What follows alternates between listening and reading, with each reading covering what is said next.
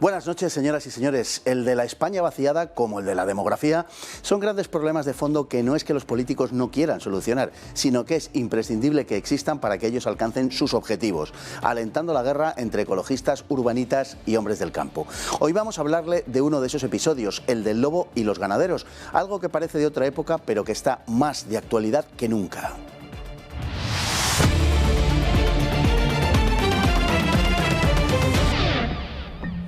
Y desde nuestra sección desde fuera, recogemos un titular de Infocatólica que dice que el Parlamento canadiense publica un informe sobre el ahorro en gasto médico del Estado gracias a la eutanasia. Un informe del Parlamento canadiense ha revelado que la legalización de la eutanasia ha ahorrado millones de dólares en gastos de atención médica y que una expansión inminente del suicidio asistido legal ahorraría millones más. Y es que el coste de la atención médica de los ancianos en su último año de vida es desproporcionadamente alto, pudiendo llegar hasta el 20% del gasto total. Ahora ya sabemos por qué no quieren ni oír hablar de cuidados paliativos. Porque para ellos el dolor no es más que un recurso argumental para justificar la matanza. Y hablando de justificaciones y de muerte, la lucha entre el lobo y el ganadero, entre los ecologistas urbanitas y la gente del campo. Vamos a verlo. La población del lobo ibérico se extiende por la mitad norte de la península al norte del Duero, particularmente por las regiones de Galicia, Cantabria, Castilla y León y Asturias, aunque también existen unos pocos ejemplares en Andalucía. Los proyectos de conservación de la especie prevén la repoblación de otras regiones como Extremadura. El crecimiento de su número ha hecho que hayan vuelto a Ávila, Segovia o Madrid. Es también relativamente abundante en Portugal e igualmente en la zona norte del país. Su hábitat son las montañas, los bosques y las estepas de cereales y generalmente constituyen grupos de unos 7 individuos comandados por un macho alfa y su hembra. Depredan sobre jabalíes y ciervos como animales salvajes de mayor tamaño y también sobre ovejas, conejos y ratones y en ocasiones sobre perros y zorros. La población actual es muy difícil de calcular, pero oscila entre 1.500 y 2.500 ejemplares, cuando hace 40 años era apenas una cuarta parte. Dicho aumento se debe tanto a la protección que se le ha dispensado como al abandono rural, extendiéndose por el 12% del territorio nacional. Además, con la entrada en la Unión Europea, España, como único país con población importante de lobos, adoptó la llamada Directiva de Hábitats, manteniendo al animal como especie de caza mayor al norte del Duero y protegiéndolo en el sur. Pero hay zonas en las que el ganadero y el lobo chocan, donde este ataca al ganado e incluso al ser humano. Esto hace que la enemistad entre ambos sea grande. Lo ideal es que se encuentre un modo de compaginar los intereses del ganadero y del lobo, que se eliminen las dos amenazas que tiene el lobo, el furtivismo y los envenenamientos, que su caza sea regulada en función de la densidad de la población lobuna y de las necesidades de control de estas poblaciones, lo que serviría para conservarlas. El lobo muerto por un cazador de trofeos podría valer hasta 5.000 euros, mientras que su exceso daría lugar a una mortandad por el veneno. Además, puede desarrollarse un turismo de observación de animales y que se indemnice a los ganaderos que sufran pérdidas a causa de la proliferación de las poblaciones de lobos. De fondo existe un problema ideológico que enfrenta a los profesionales y científicos de campo junto a las gentes del medio rural con los fundamentalistas del ecologismo urbanita con su edulcorada creencia animalista que pretenden la prohibición de toda caza del lobo. Su labor ha sido la de execrar a ganaderos y a cazadores, figuras superfluas en su opinión, ya que uno de sus propósitos es el de terminar con el consumo de carne. El objetivo final es el de llevar a la creencia de que no se pueden compaginar los intereses de conservacionistas y ganaderos. Algo que parece muy lógico, puesto que, en último análisis, ellos viven del conflicto. Y tenemos aquí en Sino a don Alex Leixay. Muy bienvenido. Bien hallado una vez más, don Fernando. Bueno, tengo que hacer una puntualización porque en el número de lobos que hemos dado en la pieza es una estimación que dan algunos, otros lo elevan casi, lo multiplican por 2, la cantidad de lobos existentes en la península, en España, estaríamos entre 3.000 e incluso algunos hablan de 4.000 si tuviéramos en cuenta los lobos fuera de las manadas. Por lo demás, habrá usted observado que no hemos dicho caza furtiva, sino furtivismo. Efectivamente, el cazador es una persona dentro del sistema, el furtivo es un delincuente. Efectivamente. Bueno, la extensión del lobo por la península en las últimas décadas es un hecho cierto que sitúa al animal hoy lejos de la extinción, felizmente lejos de la extinción. Sí, bueno, el conflicto del lobo, para no extendernos, porque tenemos un tiempo limitado, se pierde en la noche de los tiempos. Para hacer el cuento corto, pues decirle a nuestros espectadores que El hombre paleolítico cazaba con el lobo como colaborador en la caza, hay registro fósil de eso. Llega el neolítico y el hombre lo que hace es domesticar los animales, los mete en cercados, los engorda, los cría a ojos del lobo y privatiza la carne. Y el lobo, pues, a falta de piezas de caza mayor, le roba la carne al hombre, básicamente a través del cercado, saltando el cercado. Y entonces, pues, empieza la lucha. Esta lucha se ha mantenido a lo largo de todos los siglos, prácticamente en toda la parte holártica, todo lo que es la franja holártica de nuestro planeta, que es donde vive el lobo. El lobo es un animal del frío, básicamente. Y aparte del daño al ganadero, también tiene su leyenda negra atrás con daños a humanos directamente. De lo ¿no? que hablaremos Bien. posteriormente. Vale, bueno, pues llega un momento en que esta lucha, en España, el lobo desaparece de toda Europa, de Francia, de Inglaterra, de Alemania, solamente quedan lobos en Portugal, en España, en Italia, en Rumanía, en el sur de Europa. Desaparece el lobo del resto de los países. En nuestra península, en España en concreto, en los años 70 se llega a atravesar ese llamado por las personas de nuestro sector el cuello biológico, en el que no se contabilizan más allá de 300 ejemplares en toda la península, y aparece como el lobo, hay que recordar que se abate y se caza y se mata como cualquier alimaña, como un zorro, como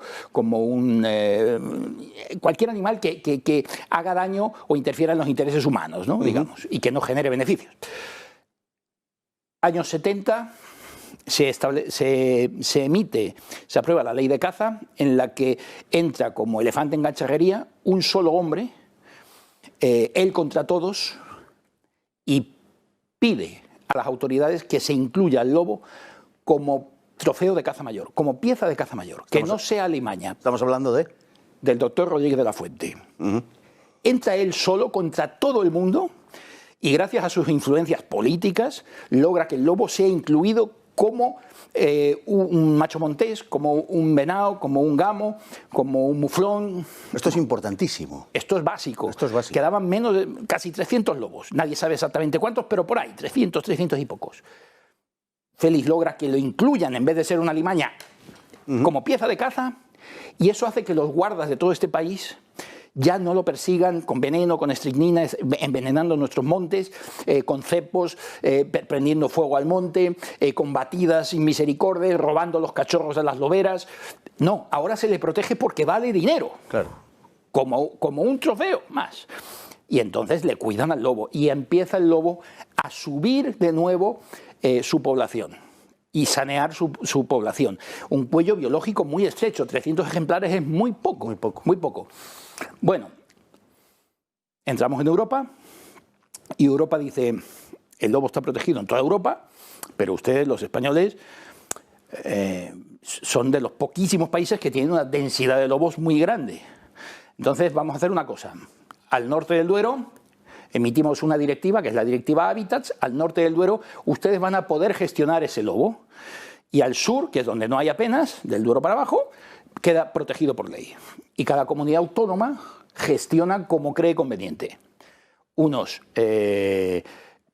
subastan precintos y se caza de manera deportiva, y en otros es la propia guardería, los propios agentes forestales los que matan a los lobos, porque el lobo hay que gestionarlo. O sea, no se puede permitir que todas las camadas salgan adelante, porque entonces la ganadería en extensivo acabaría. O sea, el lobo es incompatible con la ganadería en extensivo. Absolutamente. Esa es la realidad.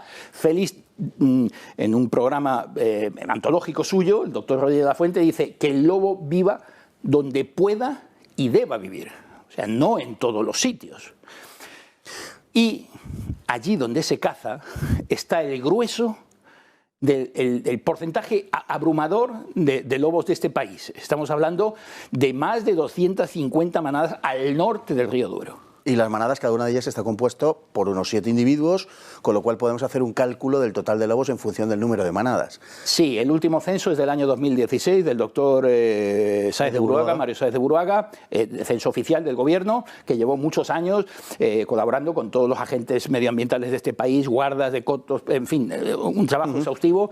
Dio 297 manadas. Las manadas en España no son como en Canadá o en Rusia, que esos grandes clanes invernales, que son muchas familias juntas, ¿no?, para atacar a las manadas de caribús. Aquí son clanes unifamiliares, que es la pareja reproductora. Ya lo de macho alfa no se estila decirlo, es la pareja reproductora, la pareja alfa, podríamos decir en este caso, los cachorros inmaduros de la temporada anterior y los del año presente, ¿no? Hay estimaciones entre 6, se llega a hablar de hasta 10 en algunos casos, depende de la abundancia de caza, y esos cachorros inmaduros poco a poco se van emancipando. Cuando llegan a la madurez sexual, pues los machos antes, porque los echa el macho dominante, y las hembras después, que siguen a la madre, hasta que despiertan sexualmente, y entonces ya, como no se pueden reproducir, pues también van fuera. Esos son los lobos solitarios, los lobos errantes que están buscando una pareja y un nuevo feudo donde asentarse y formar otro clan. Y esos son los lobos que más daño hacen al ganado, porque no tienen la cobertura, el paraguas de la manada para matar un cochino, un venado, y entonces tienen que matar piezas más pequeñas como una oveja, un potro, una cabra, y ese es el problema. Y toda esa población itinerante de lobos subadultos, los científicos, los naturalistas, los que emiten estos censos oficiales, están muy presionados, tienen miedo, hay miedo a contar toda la verdad, y entonces estos no los incluyen. Vale. Solo incluyen los clanes que están localizados en sitios concretos, mediante marcas de muchos tipos, etcétera. Incluso hay un sistema que los coros de lobos pueden grabarse y discriminar cuántos adultos y cuántos subadultos hay en el coro y saber cuántos ejemplares tiene la manada. Pero todos estos errantes, como digo, nadie se atreve a decirlos. Entonces, está más cerca de los 4.000, como usted decía, don Fernando, que de los 3.000 o casi 3.000 que oficialmente se cuentan. Bueno, está bien saber que no se denomina así, macho alfa, que eso se lo podemos aplicar a algunos dirigentes de cierto partido político. Pero, en fin, bueno, la caza del lobo regulada legalmente sería una forma de conservarlo en los sitios donde la población de lobos, por ser excesivamente abundante, es igualmente aniquilada por el sobrante, para entendernos, por las administraciones, porque estaríamos en el caso que usted comentaba hace un momento, es decir, al considerarlo como caza de trofeo, estaría dejando dinero. En torno ha llegado a valer casi unos 5.000 euros, ahora parece que está en una cifra menor, pero en cualquier caso está generando dinero, mientras que si hay que matarlo porque hay una abundancia de lobos en una determinada zona, eso le cuesta dinero a la administración. Sería una forma de revalorizar y de rentabilizarlo en todo caso, porque el fin iba a ser el mismo, la muerte de esos ejemplares. Sí, la prueba la tenemos al norte del Duero, donde se ha cazado siempre. Claro. Ahí es donde está el grueso de la población. Eso es. Mientras que al sur, donde está protegido y no se gestiona de ninguna manera, no hay lobos. O sea, donde se cazan las cosas, se conservan. El lobo incluido. O sea, el lobo, bien lo gestione la administración, la comunidad autónoma correspondiente con sus agentes medioambientales, o bien subastando los precintos, como se hace en otras comunidades, que cada cazador paga, pues, efectivamente han llegado a valer hasta 5 y 6.000 euros esos precintos, que generan riqueza y que se reinvierte en el propio campo, pues la única manera de conservarlo es esa, porque el tema tabú aquí es la muerte del lobo. La palabra matar lobos parece que está, en fin, es políticamente incorrecto, y entonces cualquiera que la defienda, aunque sea una eminencia científica en este campo, un estudioso de los lobos, automáticamente es estigmatizado, le ponen la estrella amarilla aquí y ad hominem, y como hace siempre la progresía, porque este tema de la defensa del lobo es de la izquierda, hay que decirlo. Es decir, ellos han politizado este tema, porque como otros tantos, como la caza, los toros, etcétera, porque les interesa, viven de este conflicto como se ha vivido de otros conflictos anteriores, y esto les genera un medio de vida. Entonces quieren alargarlo en el tiempo. Antes vivían del lince. Sí, cierto. La teta del lince se les acabó. Ya hay muchos linces, de hecho se atropellan muchos en las carreteras. ¿Por qué? Porque hay muchos. Entonces, como ya desde Europa no llega dinerito para el lince, ahora se agarran todos a la teta del lobo. Los que ya vivían del lobo y los que se han apuntado al carro recientemente. Todos estos viven de la teta del lobo y quieren su silloncito en el Parlamento. Hasta ahí llegamos. Entonces, el conflicto les viene muy bien para vivir ellos del cuento. Así de claro. Entonces, esto de que se pueda cazar o no cazar va entroncado caza sí, caza no. Si uno deja que se gestionen las cosas normalmente, evidentemente se crea una conservación que a ellos no les interesa, porque esa conservación no es de la que ellos viven. Ellos viven del turismo de avistamiento, del fotógrafo, de todas, que están muy bien, es decir, que no son incompatibles con la caza. Pueden vivir tanto los fotógrafos naturalistas, las casas rurales, todo esto, con los que cazan lobos. Bueno, cazan en general, incluido el lobo, ¿no? Si alguien caza y ha comprado un precinto de lobo, pues tiene toda esa temporada que está abierta a la veda para matar ese lobo, ha comprado ese derecho. Si no, lo va a matar la guardería igualmente. Claro. Es decir, si él no hace uso, el dueño de ese precinto, de su derecho de matar al lobo, viene la comunidad autónoma, la Agencia de Medio Ambiente, y mata a ese lobo, porque no puede haber más lobos de los que el suelo admite. Es decir, tiene que haber menos depredadores que herbívoros, evidentemente, ¿no? Si no, la pirámide no funciona. Entonces, la prueba está ahí. Donde se han cazado los lobos siempre, eternamente, al norte del Duero, ahí la población florece. Es un animal en franca expansión, está incluso goteando la población hacia el sur del Duero. Es un animal que no corre peligro de extinción como te venden abiertamente. Es una falacia, una mentira que se cree cualquier persona que en fin, lo dice la tele y alguien se lo cree. No, no es así, es totalmente falso. El que está en peligro de extinción es el pastor, es el ganadero, es el hombre del campo, el que se va de España y deja la España rural vacía. No hay... Mira, en Picos de Europa, el queso gamoneo del puerto ha desaparecido. Solamente puedes comprar queso gamoneo, pero ya no en el puerto, del que se elabora en los valles, porque los ganaderos que tenían esas cabras, esos animales que daban esa leche, ya no están. Porque los lobos se comen todas las cabras y todas las ovejas, y nadie le da un duro a esos ganaderos para compensar las pérdidas. Entonces les acusan a los ganaderos, les tachan de ganaduros, de que mienten, de que las cabezas que han matado los lobos no son ciertas, que hacen fraude en el inventario de las cabezas muertas, etc. Y crean un conflicto político que en las televisiones y en los medios viene muy bien. Es decir, la España urbanita contra la España rural. O sea, que formaría parte de, digamos, de ese combate que hay planteado por parte de los urbanitas contra el campo, porque hay un designio de acabar con el campo. El lobo es una cabeza de turco más, como tantas otras, en esta lucha entre el campo y la ciudad que alguien ha querido hacer artificialmente, que no tendría por qué existir esta lucha entre el campo y la ciudad. Entonces, el lobo es una cabeza de turco más, pero ciertamente el lobo tiene que ser gestionado, y la única manera de gestionarlo y que cree riqueza y que no paguemos, porque ellos quieren, fíjate, quieren que desde Europa a los ganaderos que están en zonas loberas, Europa les pague, claro, siempre disparan con pólvora ajena, ¿no? Claro. Les pague un dinero adelantado, ¿vale?, para que cubra todas las cabezas posibles de ganado que mueran a manos de los lobos, y entonces así ellos ya no puedan protestar. Quieren que Europa nos pague eso y que se quede así, en vez de pagar indemnizaciones a posteriori, ¿no?, que llegan tarde, mal y nunca. Claro, con el dinero de todos los europeos, no vamos a darle aquí. Así es. ¿Hay furtivismo del lobo? Sí, sí hay furtivismo.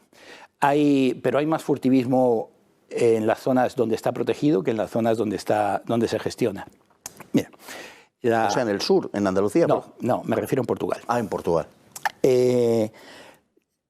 Nos venden, yo tengo que decirlo aquí, no voy a dar nombres, pero lo voy a decir aquí, creo que es la primera vez que se dice en un medio generalista.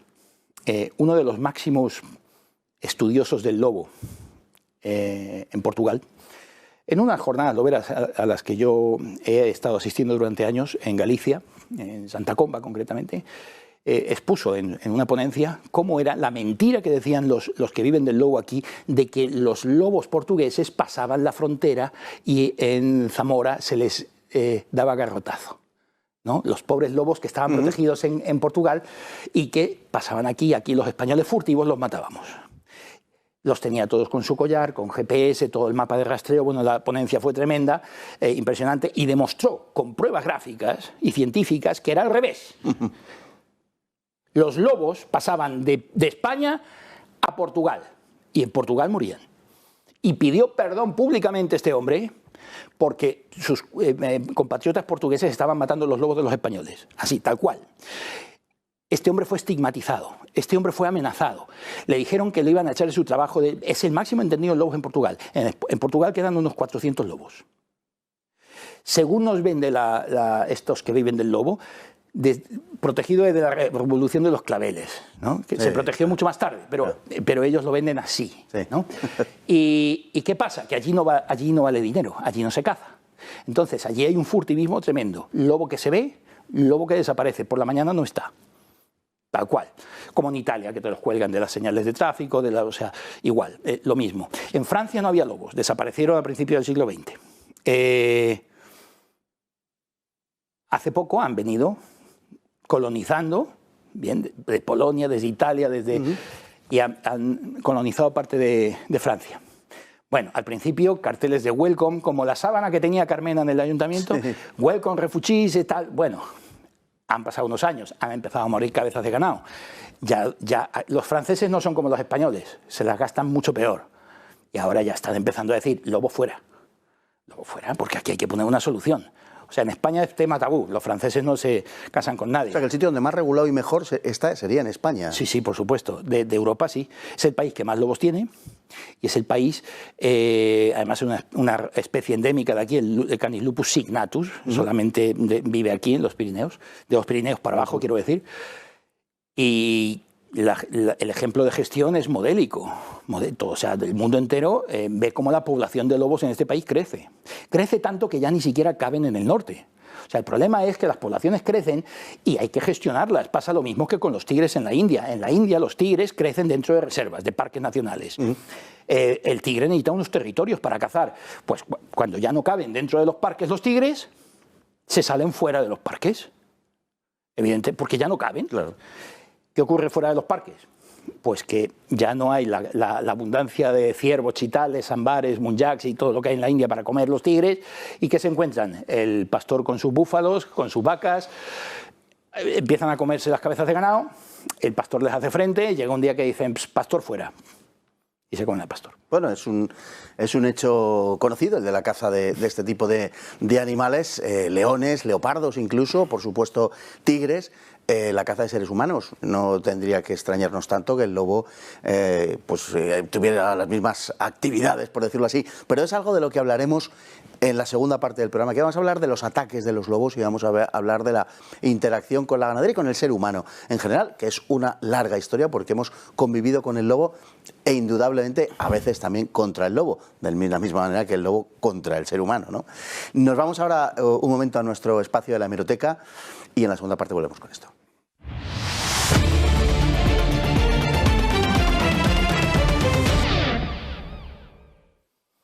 En nuestro espacio de la hemeroteca, de la mano de OK Diario, que nos dice el titular, Sánchez destinará más de un tercio del rescate de la Unión Europea a inversión verde y al coche eléctrico. Más de un tercio de lo que Europa entregue a fondo perdido va a inversión verde y a inversión digital. Impondrá, mientras tanto, según estaba planeado, subidas al diésel. Parece que se congelan por el momento, ya veremos.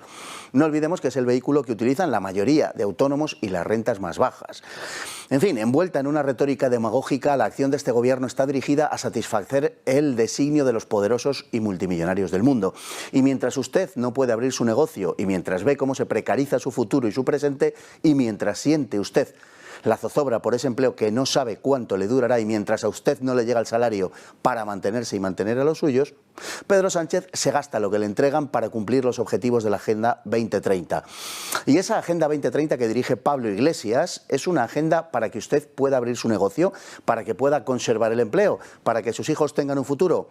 ¿Sabe usted en qué va a invertir Pedro Sánchez y Pablo Iglesias ese dinero? En que en España haya 250.000 vehículos eléctricos en 2023 y 5 millones en 2030. Lo que supondrá, además, para usted, a quien previamente han arruinado, un mayor gasto hasta disuadirle de emplear el coche. Eso es lo que están haciendo Pedro y Pablo, una agenda para ricos que va a pagar usted.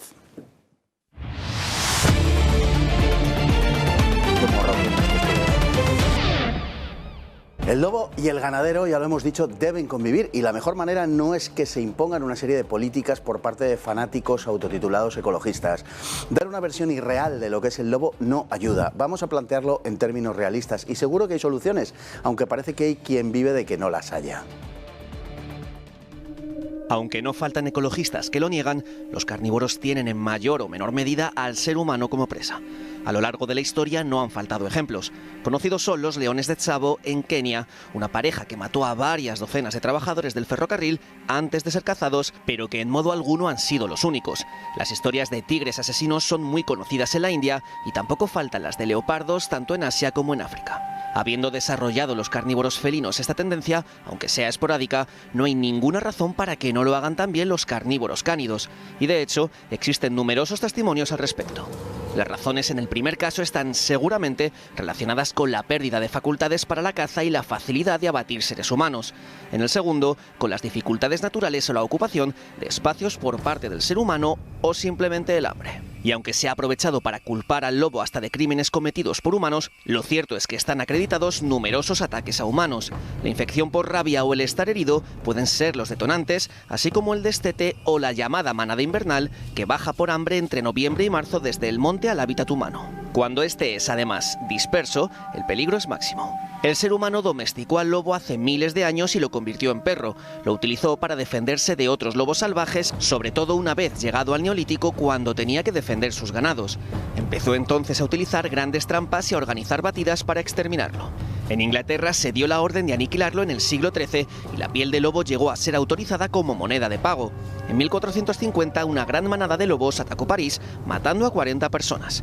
En Europa occidental desapareció casi por completo en el siglo XIX y Francia declaró el lobo extinguido en 1939. Solo quedó en el sur de Europa, en España, Italia, Portugal o Rumanía.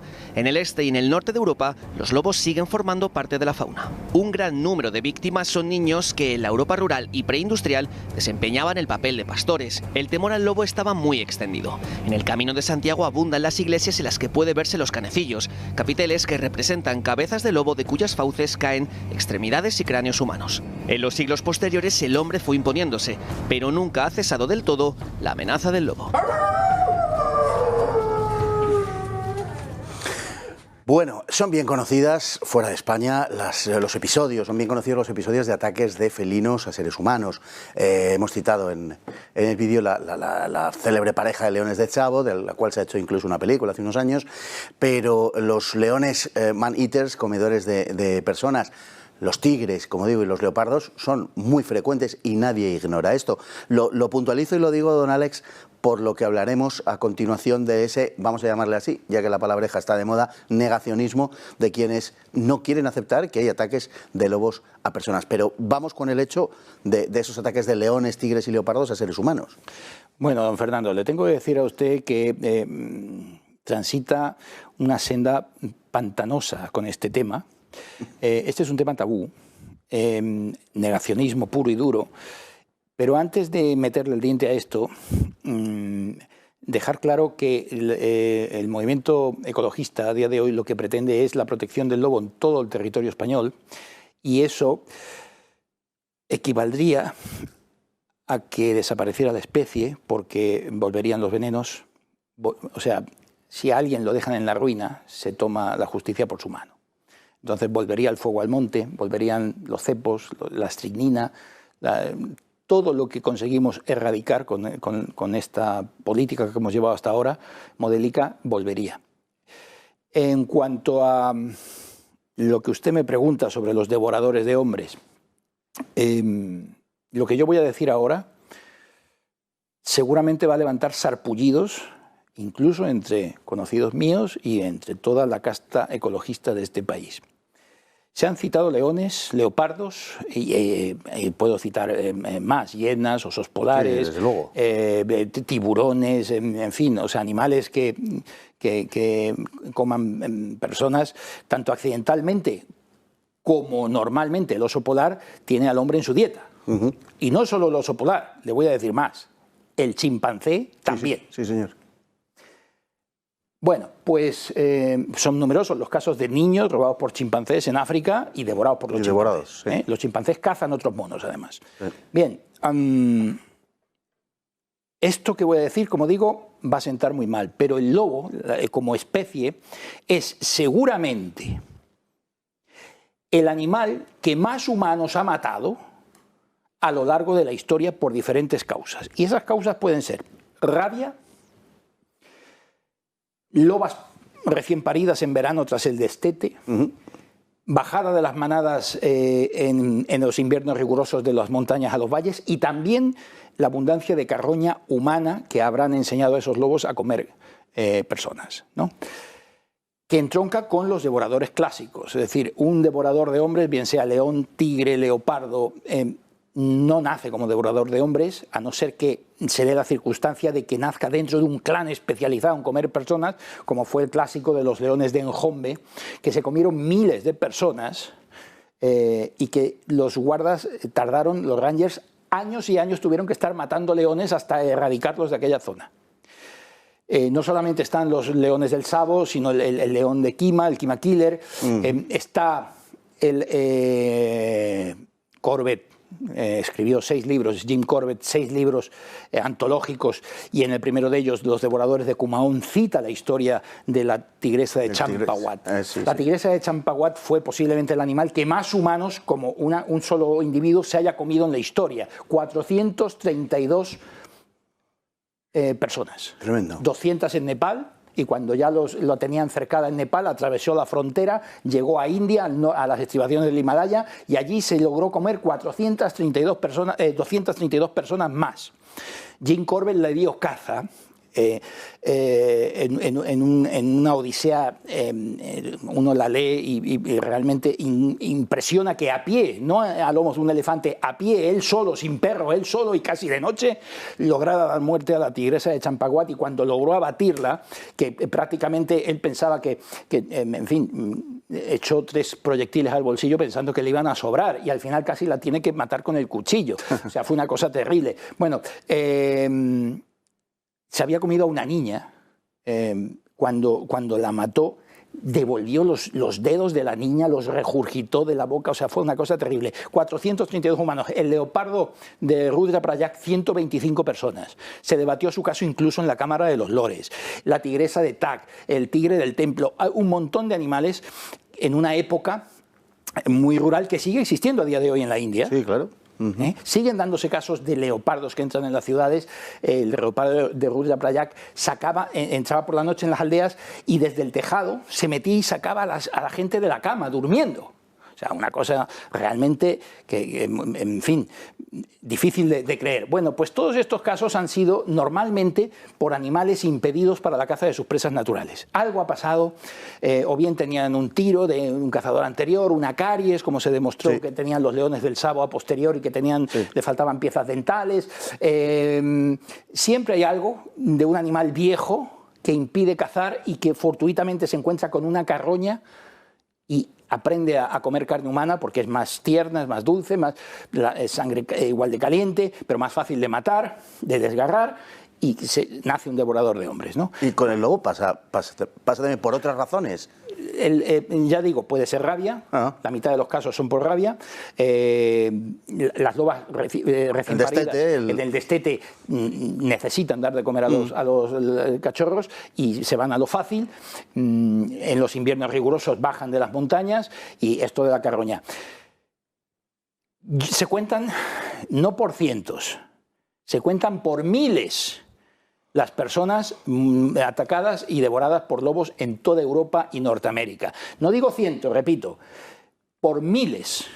En 300 años en Francia se calcularon 3.096 muertes. 3.096 en Francia. Solo en Francia. Solo en Francia. En Rusia se han calculado en los últimos años, desde que hay estadísticas, ¿no? En Rusia, 1.500 personas, 1.500 y pico personas muertas. En las repúblicas bálticas, otro tanto. En Escandinavia, otro tanto.